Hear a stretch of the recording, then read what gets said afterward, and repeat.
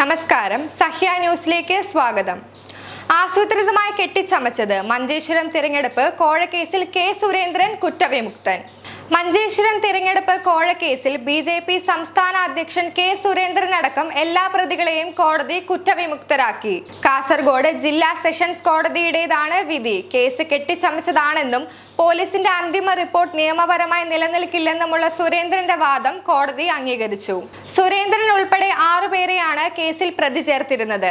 കഴിഞ്ഞ നിയമസഭാ തെരഞ്ഞെടുപ്പിൽ മഞ്ചേശ്വരത്ത് BSP സ്ഥാനാർത്ഥിയായിരുന്ന കെ സുന്ദരയെ ഭീഷണിപ്പെടുത്തിയും സ്വാധീനിച്ചും നാമനിർദ്ദേശ പട്ടിക പിൻവലിപ്പിച്ചതായാണ് കുറ്റപത്രത്തിൽ വ്യക്തമാക്കിയിരുന്നത്.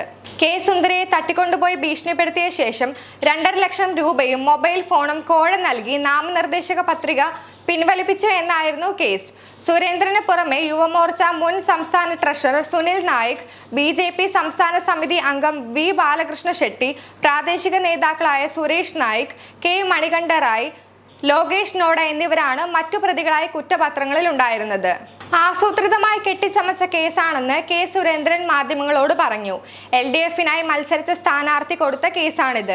പിന്നീട് സുന്ദര കേസിൽ കക്ഷി ചേരുകയായിരുന്നു. വലിയ ഗൂഢാലോചന നടന്നു. CPM, കോൺഗ്രസ്, ലീഗ് നേതാക്കൾ ഗൂഢാലോചനയിൽ പങ്കാളികളാണ്. തന്നെ തിരഞ്ഞെടുപ്പിൽ പരാജയപ്പെടുത്താനും BJPയെ താറടിക്കാനുമാണ് ഗൂഢാലോചന നടത്തിയത്. ഇതെല്ലാം കോടതിക്ക് ബോധ്യമായതായും കെ സുരേന്ദ്രൻ പറഞ്ഞു.